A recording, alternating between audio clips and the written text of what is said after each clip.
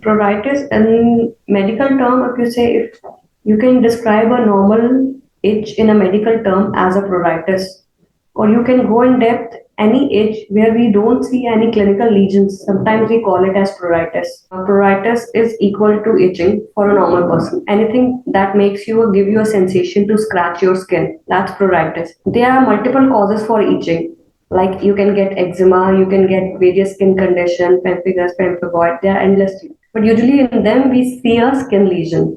And medically in pruritus, we don't see any skin lesion, and yet the patient is having itching. Pruritus can be an indicator of anemia. If you have a very low hemoglobin, you can have pruritus. If you have a liver disorder, you can have pruritus. We see pruritus in chronic kidney patients. We also see pruritus in sometimes untractable lymphomas and other kind of cancers. We have pruritus with skin condition. We have named it differently if it's associated with raised urea, we call it uremic pruritus.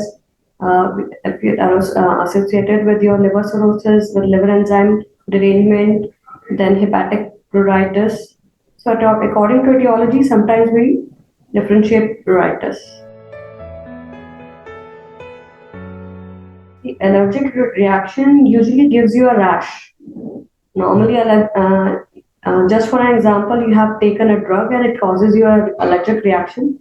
You get tiny red erythema or bumps over your skin. It's intensely itching and it keeps on exacerbating. Your face is red, swollen, and sometimes it's till the extent that you get a fever. So in allergic reactions, besides the itching, we have skin features that are easily visible. People at older age are more prone to pruritus. As we old, our skin barrier weakens, the moisture holding capacity of the skin, it decreases. It's one of the reasons for pruritus in the old age. And in younger kids, those who are atopics, those who have a tendency towards the eczema, in them also minor triggers like weather change, sweating, it also triggers pruritus.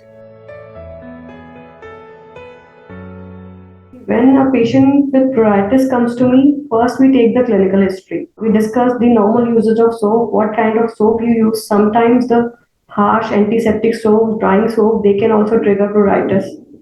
Then with history-wise, whether if a female is giving very heavy periods, then she can be prone to anemia, she can get pruritus. We examine the skin clinically. If we find something well and good, sometimes there is no visible lesion, we go for the investigation, your routine investigation, your complete blood count, your liver function test, your renal function test. They give us the clue.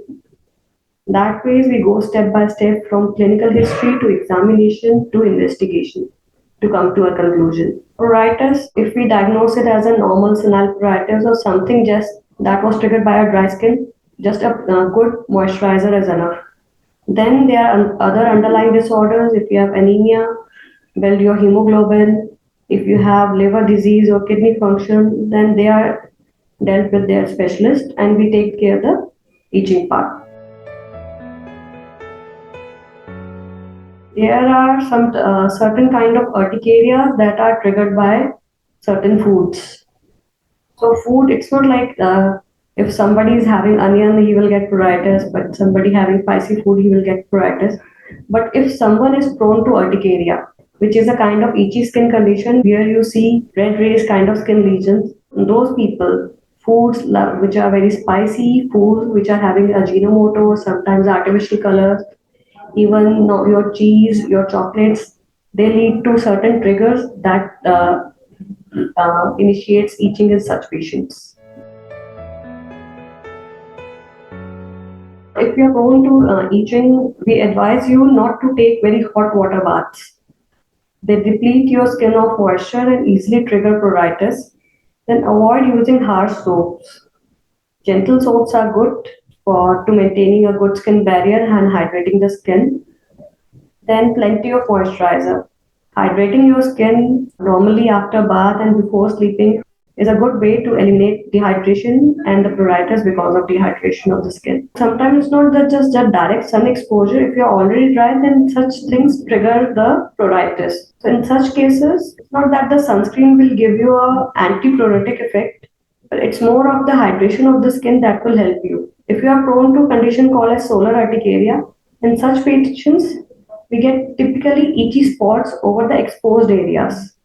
There is a different type of pruritus or a different type of skin condition in which the pruritus is triggered by sun. You can say actinic pruritus or actinic prurigo. In such cases, judicious sun exposure gives you a good relief.